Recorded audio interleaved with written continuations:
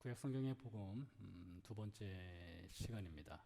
본문 창세기 22장은 고대 시대부터 오늘날까지 유대 랍비들과 기독교 신학자들 사이에 도덕적인 하나님이 어떻게 아버지로 하여금 아들을 죽이라 하는 그런 시험을 할 수 있는가, 또한 아브라함은 어떻게 휴먼 세크리파이스, 인신 제사로 자신의 아들을 하나님께 바치려는 시도를 할 수 있는가, 에 대한 문제 제기와 많은 논쟁을 생산해내는 본문이 창세기 22장입니다. 레위기서 18장과 20장을 보면 하나님께서 가나안 백성들을 심판하시는 이유 중에 그들이 드리는 인신 제사를 가증하고 혐오하시기 때문에 가나안을 심판하신다라는 말씀이 있습니다. 성경 시대 당시 가나안 지역과 메소포타미아 지역에서는 실제로 인신 제사, 휴먼 세크리파이스를 드린 흔적들이 있습니다. 아브라함이 살았던 곳은 메소포타미아의 우르이지요. 우르 땅을 발굴을 한 학자들은 집터, 사람들이 살았던 집터 아래쪽에서 어린 아이들의 뼈들을 발견하였습니다.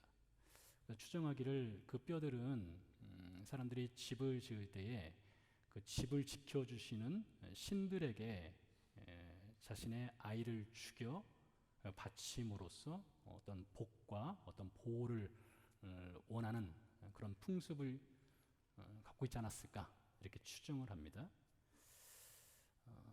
성경 사사기 11장에도 보면 입다라고 하는 사사가 등장하는데, 입다가 전쟁에 나가서 승리를 거두면 자신의 집에 갔을 때 처음으로 자기를 맞이하는 누구든지 하나님께 번제로 바치겠다라고 하죠. 근데 공교롭게도 입다가 집에 갔을 때 그의 외동딸이 입다를 맞이합니다. 입다가 그 외동딸을 하나님께 번제로 드립니다. 물론 그 번제는 하나님이 받을 수 없는 그런 잘못된 번제였지만 성경에서도 사사가 인신제사를 드렸다라고 하는 그런 성경 말씀이 있습니다. 유대 왕 중에 므낫세라고 하는 왕이 있습니다. 아주 악한 왕이었는데요. 므낫세 역시 자신의 자녀들을 몰렉이라고 하는 신에게 인신제사로 바쳤다라고 하고, 성경의 선지자들은 그것을 책망하고 아주 가증하게 여긴다. 하나님이 므낫세의 그 인신제사를 심판하신다라는 메시지가 있기도 합니다. 이렇게 성경은 일관되게 인신제사, 사람을 죽여서 신에게 바치는 것에 대해서 혐오하고 가증하게 여기고 아주 악하게 여기고 하나님이 심판하신다 하는데, 그러한 하나님이 어떻게 아브라함에게 그의 독자, 그의 아들을 번제로 바치라는 시험을 할 수 있는가? 그래서 그것이 논쟁거리가 되는 것이죠. 독일 철학자 임마누엘 칸트, 여러분 잘 아실 겁니다. 칸트는 하나님에 대해서 이렇게 얘기했습니다. 하나님은 도덕적인 하나님이시다. 도덕적인 하나님이 아브라함에게 그런 아들을 바치라고 하는 시험을 하였을 리가 없다. 아브라함이 분명히 잘못 들었을 것이다. 잘못 들었음에도 불구하고 그렇게 그가 아들을 바치려고 하는 시도했다는 것 자체가 아주 문제가 되는 것이다. 이렇게 이야기를 하기도 했습니다. 제가 이스라엘에 있을 때 학교에서 강연했던 어떤 교수님은 자신이 겪었던 어릴 적 이야기를 말씀해 주셨는데요. 창세기 22장을 학교 수업 시간에서 배웠답니다. 아버지가 아들을 번제로 드리려 하는 장면 아니겠습니까? 그 이야기를 듣고 나서 집으로 돌아가면서 그런 생각을 했다는 거예요. 아버지가 이거 잘못되면 나를 아브라함이 아들 바치려 했던 것처럼 나를 인신제사 번제로 바치면 어쩌나, 뭐 그런 걱정을 했다라는 그런 이야기를 들려준 기억도 납니다. 실제로요, 1984년 7월 24일 날 유타주에 있는 그 몰몬교 근본주의자였던 로날드라고 하는 사람은 그의 형수 브렌다와 그녀의 15개월 된 딸 에리카를 살해를 하였습니다. 체포되고 나서 그는 이렇게 말을 했다고 합니다. 하나님이 아브라함에게 아들을 번제로 바쳐라 라고 말했던 것처럼 나에게도 우리 형수와 그녀의 딸을 살해해서 하나님께 바쳐라, 이런 음성을 들었다라고 충격적인 자백을 하였다는 기록도 있습니다. 그래서 어쩌면 우리가 오늘 읽은 이 창세기 22장, 여러분들이 익히 잘 알고 있는 본문이지만 이 본문은 성경에서 가장 위험하고 어쩌면 가장 충격적인 사건의 기록이라고 할 수 있겠습니다. 그런데 이 충격적인 사건의 이면, 뒷면에는 이 사건을 통해서 더 충격적인 또 하나의 사건이 그 안에 담겨 있습니다. 그래서 어쩌면 이 창세기 22장은 장차 일어나게 될 또 하나의 충격적인 사건을 미리 보여주는 서막과 같은 것이다 라고 볼 수 있겠습니다. 자, 장차 일어나게 될 그 충격적인 사건의 서막이 되는 이 창세기 22장 이야기를 풀어나가 보도록 하겠습니다. 오늘 이 본문에 등장하는 인물은 아브람과 이삭입니다. 그리고 수풀에 걸린 순양이 또 등장을 하지요.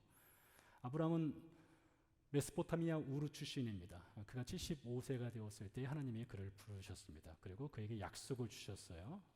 그가 자식이 없을 때에 하늘의 별과 해변의 모래와 같은 많은 자손을 주시겠다는 약속을 해 주셨습니다. 근데 하나님의 약속은 바로 이루어지지는 않았습니다. 24년이 지나도록 아브람과 사라 사이에는 자식이 없었죠.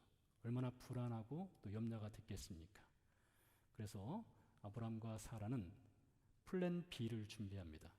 아브람이 준비한 플랜 B는 그 집에 충성스러운 엘리에셀이라고 하는 종을 양자로 입양하는 것이었습니다. 그래서 엘리에셀을 통해서 대를 이어갈 생각을 하게 되지요.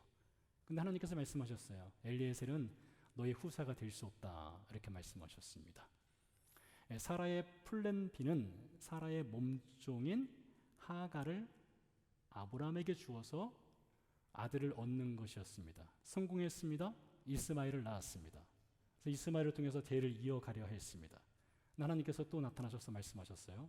이스마엘도 너의 대를 이을 아들은 아니다 라고 말씀하셨습니다. 아브람 나이가 99세가 되었을 때에, 사라 나이가 90세가 되었을 때에 하나님이 이 절망적인 부부를 찾아오시게 됩니다. 그리고 말씀하셨어요. 내년 이맘때에 사라가 아들을 낳을 것이다. 이제 시기까지 알려주셨습니다. 하나님, 너무 늦었어요. 저는 죽은 몸과 같습니다. 어떻게 죽은 몸이 생명을 낳을 수 있겠습니까? 이게 사라의 말이었고 아브람의 말이었습니다. 그래서 너무 기가 막혀서 아브람과 사라가 그냥 웃어버렸습니다. 여러분, 이삭의 이름 뜻 아시나요? 이삭의 이름이요? 이삭의 이름의 뜻은 웃음이란 뜻이 있습니다. 너무 기가 막혀서 웃은 거예요. 하나님의 약속을 도저히 믿을 수가 없었던 것이죠. 이것을 가지고 바울이 나중에 로마서 4장 18절 19절에서 아브람과 사라의 몸 상태에 대해서 이렇게 이야기를 합니다. 아브람이 바랄 수 없는 중에 바라고 믿었으니 이는 내 후손이 이 같으리라 하신 말씀대로 많은 민족의 조상이 되게 하려 하심이라. 그가 100세나 되어 자기 몸이 죽은 것 같고, 그러니까 아브라함의 몸이 완전히 죽었다는 거예요. 사라의 태가 죽은 것 같음을 알고도, 이 여성의 생리가 끝났으니 자녀를 생산할 수 없다는 것이죠. 알고도 믿음이 약하여지지 아니하고. 자, 이 말씀의 증언대로 아브라함이나 사라는 생식 능력이 완전히 상실된 상황이었습니다. 그런데 그런 때에 하나님께서 사라의 죽은 태를 통해서 아들을 주셨습니다. 그러니 아브람과 사라에게 이 이삭이라고 하는 아들은 기적의 아들이죠. 하나님의 약속의 아들이고요. 이제 대를 이어갈 수 있는 유일한 소망이 되는 그런 아들인 것입니다. 그렇게 기적과 약속과 소망의 아들인 이삭을 키우면서 노년을 행복하게 보내고 있던 어느 날 하나님께서 다시 아브람을 찾아오시고 그를 부르십니다. 창세기 22장 1절, 2절 말씀입니다. 그 일 후에 하나님이 아브라함을 시험하시려고 그를 부르시되 아브라함아 하시니 그가 이르되 내가 여기 있나이다. 여호와께서 이르시되 네 아들 내가 사랑하는 독자 이삭을 데리고 모리아 땅으로 가서 내가 네게 일러준 한 산 거기서 그를 번제로 드리라. 아브라함아 너의 아들 내가 사랑하는 아들 네 독자 이삭을 번제로 드려라 했습니다. 근데 이 장면이 창세기 22장에 기록된 이 장면이 창세기 12장에 하나님께서 아브라함을 부르시는 장면과 뉘앙스가 아주 비슷한 것들이 몇 가지가 있습니다. 창세기 12장에도 보면 하나님께서 아브라함을 찾아오시죠. 그리고 아브라함을 불러내시죠. 아브라함은 떠나야만 했습니다. 창세기 22장에서도 하나님이 아브라함을 찾아오시고 아브라함을 부르시고 아브라함은 떠나야 했습니다. 창세기 12장에서는 하나님께서 내가 지시할 땅으로 가라 하면서 정확한 위치를 가르쳐 주지 않았습니다. 마찬가지로 창세기 22장에서도 모리아 땅으로 가라고 했으나 정확한 그 스팟, 어디로 가라고는 가르쳐 주지 않았습니다. 창세기 12장에서는 하나님께서 복을 약속해 주셨습니다. 하늘의 별처럼 땅의 모래처럼 많은 자손을 주시겠다는 복을 약속해 주셨습니다. 그런데 창세기 22장에서는 복이 없었습니다. 복 대신에 아브라함의 유일한 소망인 아들 이삭을 번제로 바치라 하였습니다. 여러분 그 하나님의 이 명령을 받았을 때에 아브라함의 그 심리 상태, 어떤 영적인 상태가 어땠을까요? 아마 그는 먼저 귀를 의심했을 것입니다. 이게 정말로 하나님의 음성인가? 하나님이 말씀하신 것이 맞는가? 이 아들 독자가 죽으면 나는 어떻게 살아가야 되는가? 그 유일한 소망이지 않습니까? 귀를 의심하였을 겁니다. 굉장히 큰 고민을 하였을 것입니다. 자, 3절 말씀에 보니까 이렇게 기록되어 있어요. 아브라함이 아침 일찍 일어났다고 되어 있습니다. 아침 일찍 일어났다. 별거 아닌 것 같지만 이게 의미가 있습니다. 왜 그렇게 아침 일찍 아브라함이 일어났을까요? 복음성가 중에 이런 가사가 있습니다. 주님 말씀하시면 내가 나아가리이다. 이 가사처럼 주님 말씀하셨으니 내가 믿음의 순종을 하겠습니다. 당연히 하나님 바치라면 바치야죠. 기쁜 마음으로 하나님께 제 아들 드리겠습니다. 그런 마음으로 새벽부터 일찍 일어나는 것일까요? 여러분 그렇지 않습니다. 만약 아브라함이 하나님께 순종하고자 하는 마음으로 새벽 4시부터 일찍 일어나 떠날 준비를 서둘렀다면 믿음의 온전한 순종을 하기 위해서 그가 출발했다면 그것은 아브라함을 잘 모르는 것입니다. 우리는 사람의 믿음에 대해서 그 사람의 그 연약함, 사람의 그 나약함, 그리고 사람이 그 하나님께서 말씀하셨을 때 그것을 순종하기가 얼마나 힘든지에 대해서 이 성경 인물들의 삶을 너무 미화할 필요가 없습니다. 성경 인물들도 힘들어요.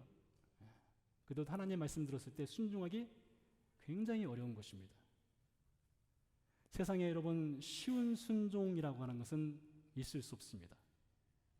여러분 지금까지 여러분의 인생을 살아오면서 하나님을 믿고 지금까지 신앙생활을 해오고 있지 않습니까? 여러분들이 하나님께 순종하였던 그런 때들을 기억해 보십시오. 여러분 순종한다는 것은 자신의 의지를 꺾는 것입니다.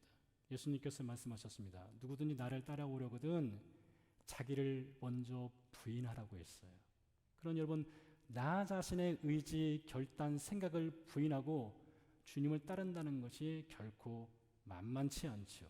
마찬가지로 하나님께서 무엇을 말씀하셨을 때에 그것을 순종한다는 것은 대단히 어려운 것입니다.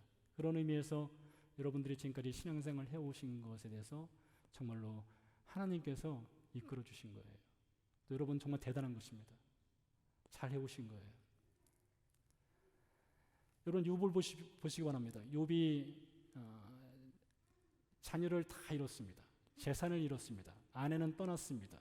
그래서 처음에는 욥이 하나님을 찬양하지 않습니까? 그렇지만 욥기 3장으로 넘어가면서부터 욥이 어떻게 합니까? 욥이 자신이 태어난 날을 저주합니다. 차라리 내가 태어나지 않았으면. 그게 욥의 솔직한 마음인 거예요. 그뿐만이 아니죠. 욥이 원망을 쏟아냈습니다. 하나님을 향해서 분노합니다. 왜 나한테 이런 일을 행하십니까? 그 이유를 알 수 없는 그 고통 가운데 하나님을 향해서 분노를 쏟아내요. 탄식합니다. 울부짖습니다. 근데 여러분, 욥기를 읽어보면 하나님이 한 번도 욥한테 너 왜 이렇게 믿음이 없느냐라고 말씀하지 않으십니다. 하나님은 욥의 믿음 없음을 책망하신 그런 기록이 없어요. 오히려 그것은 욥에게 귀한 믿음입니다. 하나님을 향한 원망, 분노, 탄식, 절망을 쏟아내는 것은 욥이 믿음이 있다는 중요한 근거예요. 그래서 그가 하나님께 부르짖는 것입니다. 시편에도 보면 우리는 그런 장면들을 많이 만날 수 있어요. 여러분, 시편 기자들이 이해할 수 없는 고통, 할 수 없는 순종을 억지로라도 해야 하는 경우에 그들이 어떻게 합니까? 먼저는 하나님께 부르짖습니다. 그러면서 원망을 쏟아냅니다. 하늘 향해서 분노를 쏟아내는 장면들을 우리는 시편에서 흔히 볼 수 있습니다. 이렇게 분노를 쏟아내면 나중에 어떻게 되느냐? 시편을 보면 아주 공통적인 패턴이 있어요. 처음엔 원망하고 분노하고 탄식하고 절망하다가 뒤로 가면 하나님을 찬양하게 됩니다. 하나님이 그렇게 받고 가시는 것이죠. 예수님도 마찬가지였습니다. 예수님도 순종하는 것 대단히 어려워하셨습니다. 여러분, 예수님은 하나님이시니 그분은 무엇이든지 오케이, 예스 하실 것 같죠? 그렇지 않습니다. 예수님은 우리와 같은 성정을 지닌 인간이셨습니다. 그래서 히브리서 5장에 보면 예수님이 순종을 어떻게 하셨느냐? 고난을 통해 순종을 배웠다 했습니다.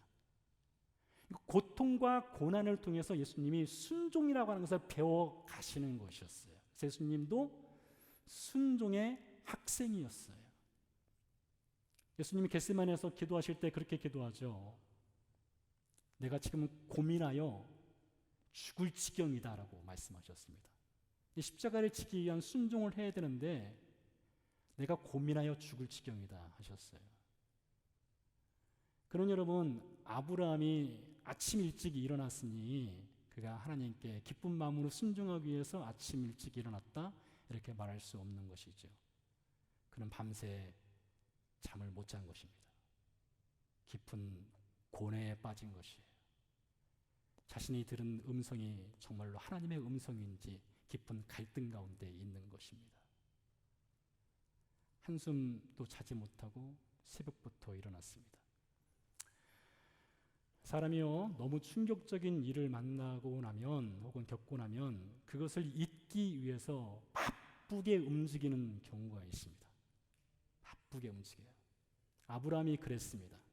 새벽부터 일어나서 2명의 종을 불렀습니다.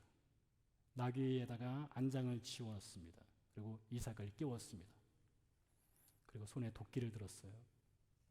번제나무를 준비합니다. 여러분, 그 당시 아브라함은 상당한 부자였습니다. 아브라함이 말 한마디 하면 종들이 알아서 번제나무 준비할 수 있습니다. 근데 아브라함이 손수 자기 손으로 나무를 패기 시작합니다. 그리고 번제나무를 준비해요. 여러분, 그 나무가 어떤 나무입니까? 그 나무는 며칠 뒤면 자신의 유일한 소망인 아들 이삭을 태워서 재로 만들어버릴 나무인 거예요. 어쩌면 아브라함은 그 번제에 쓸 나무를 쪼개어 준비하면서 하나님을 향한 분노, 원망, 탄식, 이해할 수 없지만 순종해야 되는 그 아픔을 그 도끼질을 통해서 그가 표현했을 수도 있겠다 싶습니다. 그리고 아브라함은 칼을 준비했습니다. 여러분, 그 칼이 어떤 칼입니까? 그 칼은 며칠 뒤면 자신의 아들 독자 이삭의 가슴을 찌를 칼이죠. 자, 이렇게 두 명의 종과 나귀와 번제에 쓸 나무와 불과 칼을 준비한 아브라함은 이삭을 데리고 3일 길을 걸어서 모리아 땅으로 가게 됩니다. 5절 6절 말씀입니다. 이에 아브라함이 종들에게 이르되 너희는 나귀와 함께 여기서 기다리라. 내가 아이와 함께 저기 가서 예배하고 우리가 너희에게로 돌아오리라. 아브라함이 이에 번제 나무를 가져다가 그의 아들 이삭에게 지우고 자기는 불과 칼을 손에 들고 두 사람이 동행하더니 모리아 땅에 도착한 아브라함은 두 명의 종과 나귀를 한 곳에 머물게 하고 아들 이삭과 함께 산을 오르게 됩니다. 이때 이삭이 입을 열어서 말을 합니다. 성경에 보면 아브라함과 이삭 사이에 유일한 대화의 장면이 창세기 22장 7절 8절입니다. 그 외에는 대화가 없어요. 그 대화의 첫 마디가 이것입니다. 내 아버지, 내 아버지. 이삭은 아브라함을 부를 때 아버지라고 부르지 않고 내 아버지라고 불렀습니다. 나의 아버지. 여러분, 그 어감에서 느껴지는 차이가 있습니다. 아버지라고 부르는 것과 나의 아버지. 그 친밀함의 차이가 있죠. 아브라함이 답을 합니다. 내 아들아. 아들아가 아니죠. 아브라함도. 내 아들아. 거기서 오는 아버지와 아들의 그 끊을 수 없는 그 사랑의 관계를 우리는 볼 수가 있습니다. 아브라함에게 이삭은 아들, 사랑하는 아들, 독자이고 이삭에게 아브라함도 마찬가지예요. 사랑하는 아버지였던 것이었죠. 그러면서 이삭이 이렇게 말을 이어갑니다. 아버지, 불과 나무는 여기 있는데 번제에 쓸 어린 양은 어디 있습니까? 전곡을 찌르는 질문입니다. 불도 있죠. 칼도 있죠. 이삭의 어깨에는 번제나무를 짊어지고 있죠. 그런데 정작 바쳐지게 될 희생양이 없는 겁니다. 그래서 물은 것이죠. 번제에 쓸 어린 양은 어디에 있습니까? 이게 7절 말씀이고요. 이제 8절로 넘어가서 아브라함이 답을 하는데 생각건대 그 사이에 침묵의 시간이 있었을 것 같아요. 침묵의 시간이요. 아브라함은 이제 아들에게 답을 해야 됩니다. 그 어린 양이 누구인지를 답을 해야 돼요. 즉각적으로 답을 할 수 없었을 것 같아요. 어느 정도 침묵의 시간이 지난 후에 이제 아브라함이 8절에서 이렇게 답을 합니다. 아브라함이 이르되 내 아들아 번제할 어린 양은 하나님이 자기를 위하여 친히 준비하시리라. 이 아브라함의 워딩을 히브리어 원문에 따라서 좀 더 충실하게 번역하면 그 내용이 상당히 달라질 수 있습니다. 이렇게 번역을 할 수가 있어요. 하나님이 그가 자신을 위한 번제물이 될 어린 양을 보게 될 것이다. 쉼표 찍고 그것은 즉 어린 양은 내 아들이다. 그것은 내 아들이다.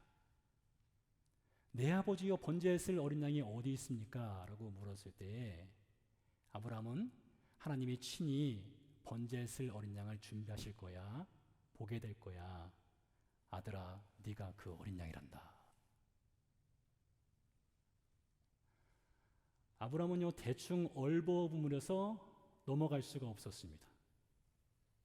이제 산 정상에 올라가면 아들 이삭을 번제물로 바쳐야 하기 때문에 그 정상에 도착하기 전에 아들의 질문에 하나님이 그에게 어떤 메시지를 주셨는지를 정확하게 알려줄 필요성이 있었던 거예요. 그래서 번제에 드려질 양은 너란다. 이렇게 답을 한 것이죠. 여러분 이삭이 그 말을 들었을 때 이삭과 아브라함이 모리아 산으로 올라가고 있을 때에 이삭의 나이가 과연 몇 살이었을까요? 오늘 본문에 보면 아이라고 하는 표현이 있습니다. 근데 성경에 아이라고 하는 표현이 항상 어린아이를 가리키는 것은 아닙니다. 어른을 향해서도 아이라고 표현을 하는 경우가 많이 있습니다. 그래서 그 아이라는 표현만 가지고 이삭이 아주 어렸을 것이다 라고 추정할 수는 없습니다. 그래서 유대 랍비들은 여러 가지 설을 내놓습니다. 어떤 사람은 이삭의 나이가 37살쯤 됐을 것이다. 33살쯤 됐을 것이다. 아니다, 17살이다. 아니다, 그보다 훨씬 어린 6살이나 7살쯤 됐을 것이다. 근데 우리는 알 수 없어요. 다만 우리가 알고 있는 것은 이삭이 번제에 쓸 적지 않은 나무를 그 어깨에 짊어지고 산을 오를 만한 나이였다는 것을 추정할 수가 있습니다. 그리고 그가 아버지께 번제에 쓸 어린 양은 어디 있습니까? 라고 하는 지적인 질문을 할 수 있는 그런 나이라고 하는 것은 우리가 추정할 수 있습니다. 자, 그렇다면 번제에 쓸 양은 바로 너란다 라는 말을 들었을 때 그 산을 올라가면서 이삭이 정말로 원한다면 이삭은 도망칠 수 있는 그런 나이인 것입니다. 아브람은 매우 늙은 노년의 나이 할아버지입니다.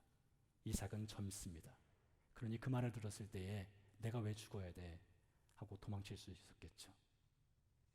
어쩌면요, 아브람은 그것을 원했을 수도 있습니다. 번제 쓸 양은 바로 너야. 그 말하면서 아들아 도망가라. 도망가. 그것을 원했을 수도 있어요. 하지만 아브람과 이삭은 모리아산 정상에 도착을 하게 되죠. 그리고 번제단을 쌓아 올리게 됩니다. 어떤 학자는 이렇게 말하더라고요. 그 번제단을 쌓아 올리는 장면을 가지고 말하기를 이삭이 분명히 아버지가 번제단을 쌓아 올릴 때 그것을 도와주었을 것이다. 이삭은 과연 생각이 없는 사람인가? 얼마나 어리석은 사람인가? 지금 도망칠 수 있는 기회가 있을 때 도망가야 하지 않았는가?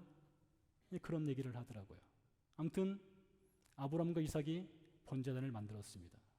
창세기 22장의 이 장면을 그린 렘브란트의 성화를 보게 되면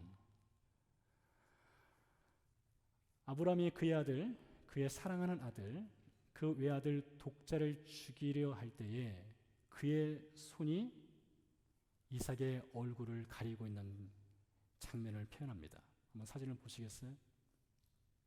성화에 보면 아브람의 큰 손으로 독자 이삭의 눈을 가리고 있는 것을 볼 수가 있습니다.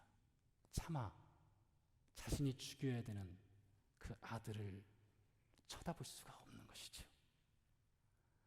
제가 이스라엘에 있을 때 보았던 아브람과 이삭의 이 사건을 다룬 조각품은 이런 조각품도 있었습니다. 아브람이 이삭의 등 뒤에서 이삭을 꼭 끌어안습니다. 그리고 한 손으로 렘브란트의 성화처럼 이삭의 눈을 가립니다. 그리고 오른손에는 칼이 들려 있습니다. 높이 들려 있죠.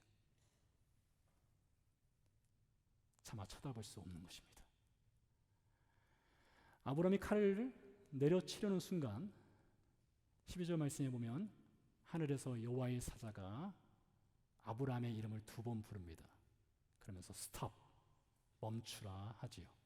아브람아, 아브람아, 그 아이에게 내 손을 대지 말라. 그에게 아무 일도 하지 말라 하였습니다. 자, 이어지는 13절에 보면 드라마틱한 반전이 일어나게 됩니다. 아브람이 눈을 들어 살펴본즉 한 순양이 뒤에 있는데 뿔이 수풀에 걸려 있는지라 아브람이 가서 그 순양을 가져다가 아들을 대신하여 번제로 드렸더라. 이 창세기 22장 13절 말씀을 해석한 제네시스 라바라고 하는 주 4세기에서 5세기에 기록된 유대 랍비들의 글이 있습니다.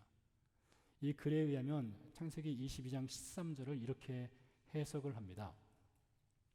순양은 이삭을 대신하여서 피를 흘렸고 순양의 희생은 이삭의 생명을 살리는 희생이었습니다.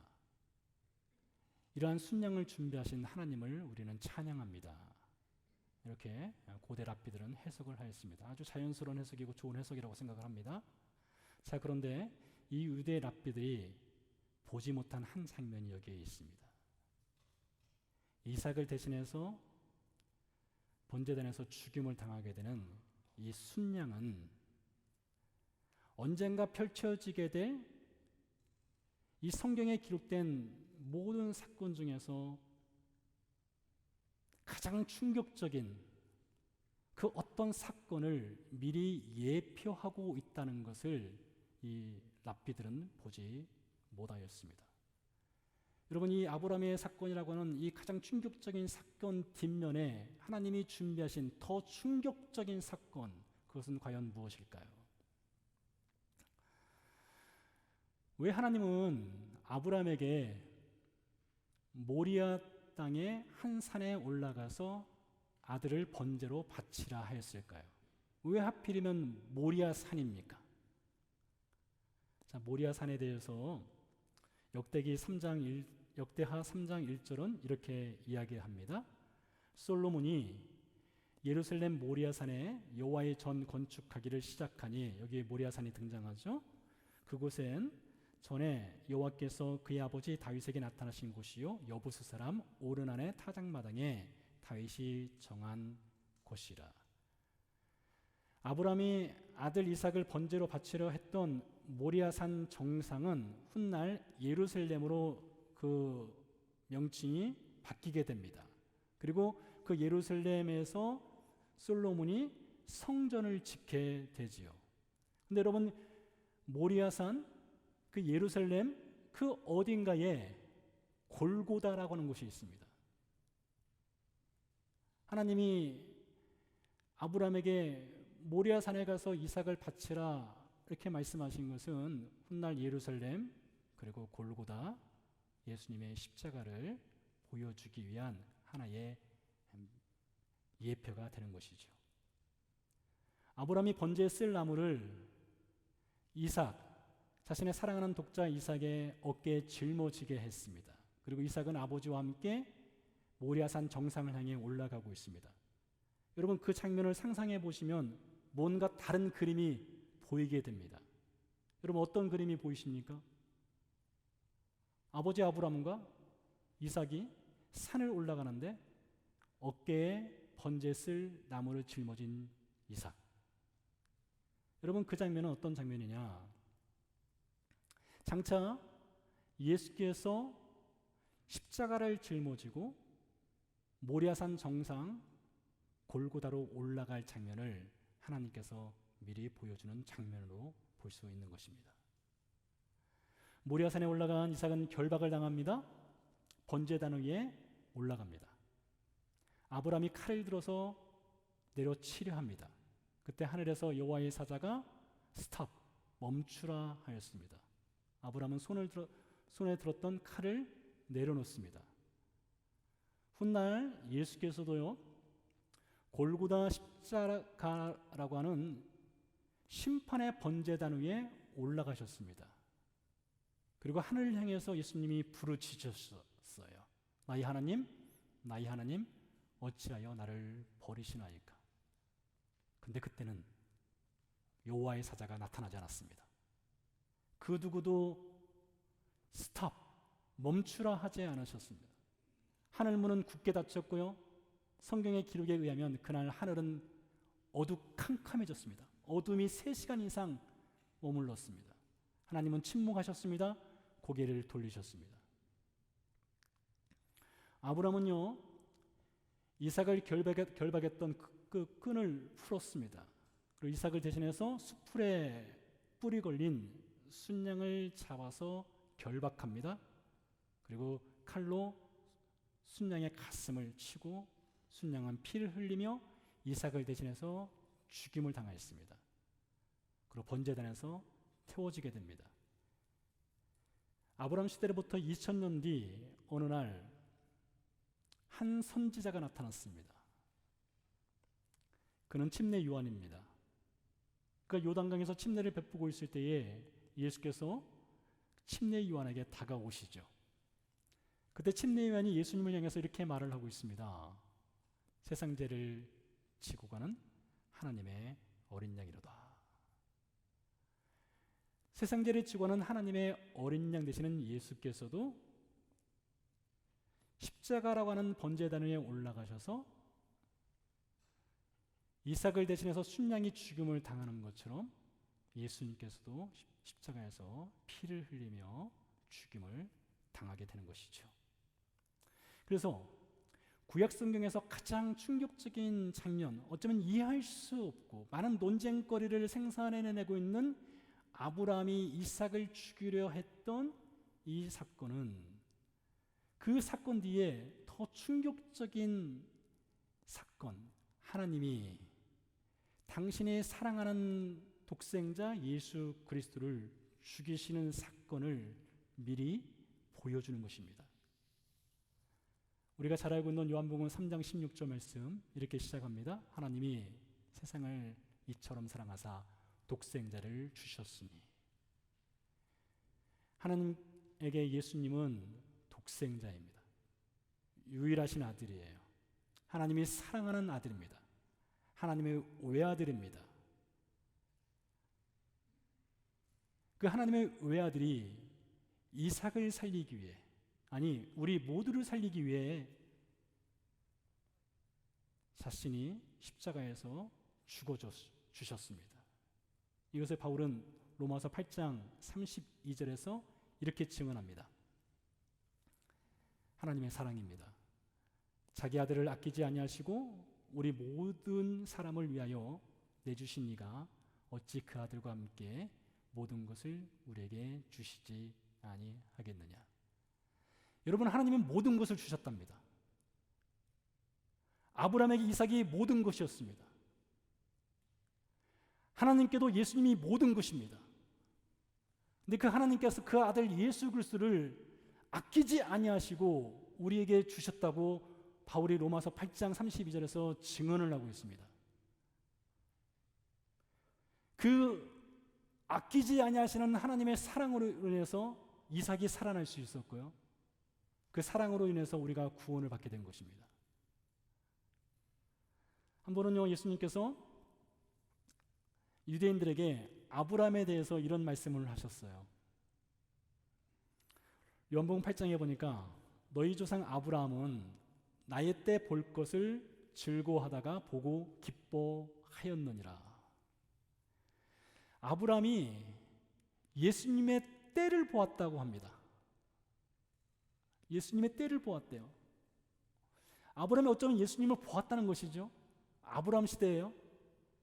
예수님 시대보다 아브라함 시대 2000년 전 아니겠습니까? 근데 어떻게 아브라함이 예수님의 때를 볼 수 있었을까요? 그리고 기뻐하고 즐거워할 수 있었을까요? 도대체 아브라함은 무엇을 본 것이었을까요? 아브라함은 모리아산 정상에서 그의 아들 이삭을 대신하여 순양을 하나님께 번제로 드리면서 장차 이삭과 같은 우리 인생들을 살리기 위해서 하나님이 그의 아들 예수 그리스도를 보내실 것을 아주 희미하게 본 것입니다. 명확하게 보지는 못했어요. 희미하게 보았어요.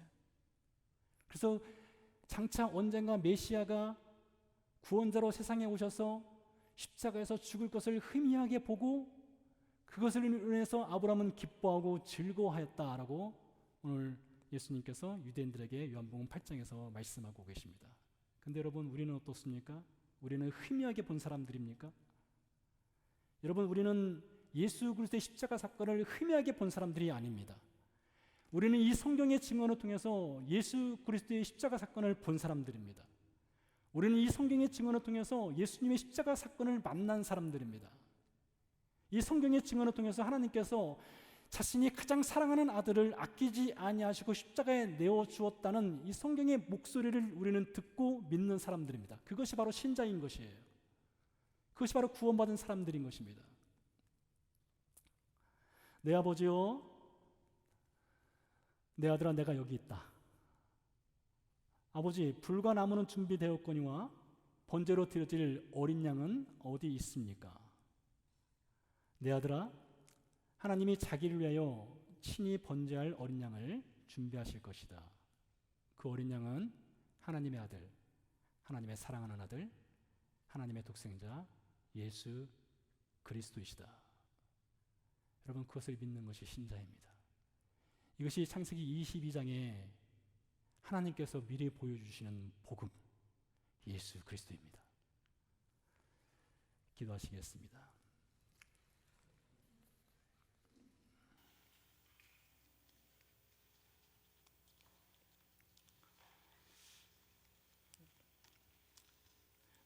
일반적으로 사람들은 자신들을 위해 살고 자신들을 위해 죽기까지 합니다.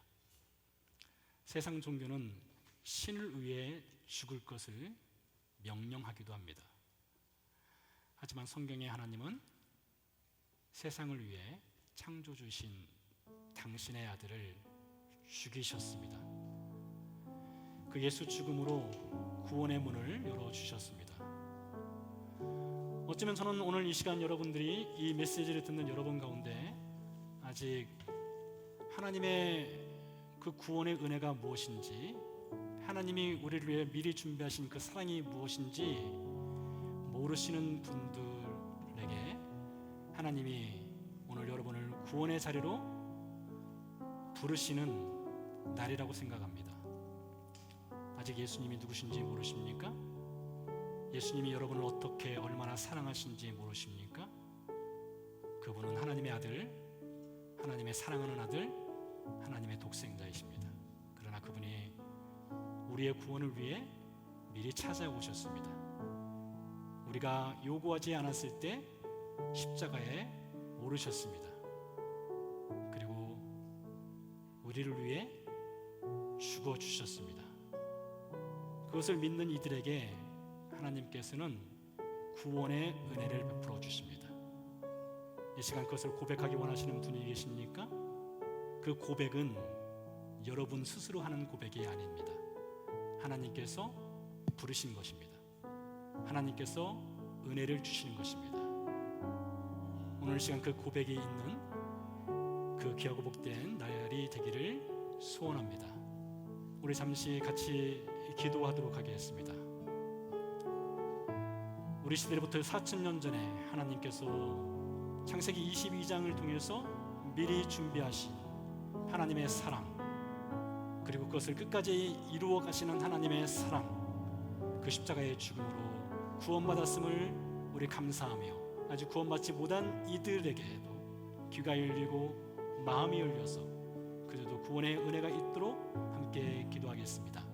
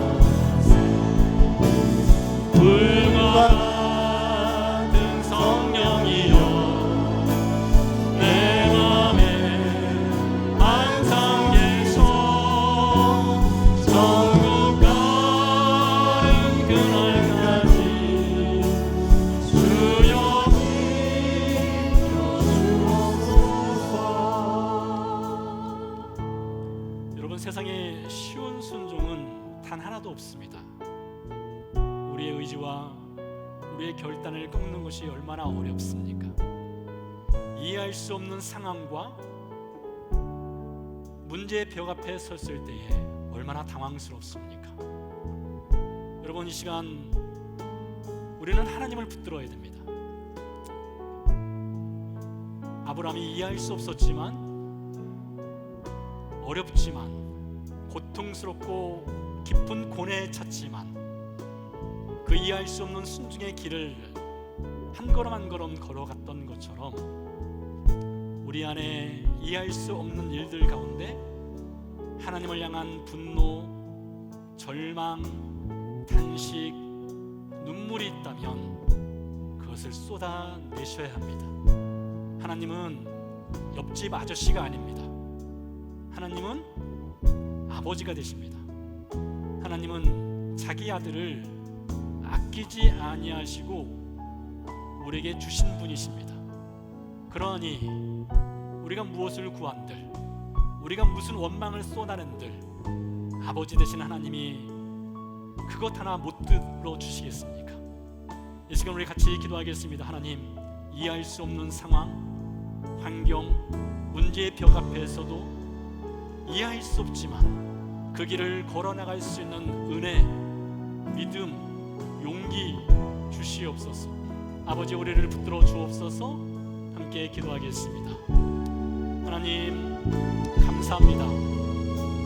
우리 아버지 하나님, 아브라함이 이해할 수 없는 그 상황과 하나님의 말씀을 깊은 고뇌와 고통과 탄식과 분노와 절망과 두려움이 있었지만 하나님 것을 어깨에 짊어지고 한 걸음 한 걸음 하나님이 부르신 그 산을 향해서 걸어 나갔던 것처럼 하나님, 우리가 이해할 수 없는 상황과 환경 가운데서도 주님 앞에 나아가는 그 발걸음을 허락하여 주시옵소서. 하나님, 우리에게 순종의 은혜를 허락하여 주시옵소서. 우리 아버지 하나님, 우리에게 공의를 베풀어 주셔서 하나님이 부르신 그 부름의 자리로 한 걸음 한 걸음 나아갈 때에 주님, 우리의 원망과 우리의 분노와 우리의 탄식과 우리의 눈물이 기쁨의 찬양이 될 수 있도록 주님 은혜 베풀어 주시옵소서. 우리의 탄식이 즐거움이 될 수 있도록 주님 축복해 주시옵소서. 하나님, 우리가 내일 일은 알 수 없지만 우리를 이끌어 가시는 그 하나님이 우리 앞에 계시기에 미리 준비하시는 하나님의 사랑을 믿고 한 걸음 한 걸음 나아가기를 소원합니다. 주님, 우리를 불쌍히 여겨 주시옵소서. 우리에게 주여 긍휼을 베풀어 주시옵소서. 살아계신 아버지 하나님, 아브라함은 이삭과 함께 모리아 산에서 내려올 수 있었지만 하나님의 독생자, 하나님의 사랑하는 아들, 하나님의 아들은 십자가에서 내려오지 못했습니다. 이삭은 그 가슴에 칼을 받지 않았지만 예수님은 그 가슴에 칼을 받으셨습니다. 자기 아들을 아끼지 아니하시고 주신 그 사랑으로 인해서 이삭과 같은 우리가 구원받았기에 모든 것이 하나님의 은혜임을 고백합니다. 때로 우리의 삶 가운데 이해할 수 없는 순종을 요구하실 때에, 이해할 수 없는 삶의 상황 가운데로 이끌려 들어갈 때에 우리에게 원망이 있고 분노가 있고 눈물이 있지만 그 원망과 분노를, 눈물을 찬양과 기쁨과 즐거움으로 바꿔주실 그 하나님을 의지하며 알 수 없는 내일을 살아갈 수 있도록 주님 은혜 베풀어 주시옵소서. 이제는 그 아들을 보내신 하나님의 사랑과 십자가에서 죽어주심으로 우리에게 생명을 주신 예수 그리스도의 은혜와 우리 안에 살아계셔서 이해할 수 없지만, 알지 못하지만 따라갈 수 있는 은혜, 믿음 주시고 그 가운데 살아갈 수 있도록 도우시는 성령님의 은혜가 예배를 마치고 내일을 향해 담대히 나가는 성도의 삶 가운데 함께 하시기를 간절히 축원하옵나이다. 아멘.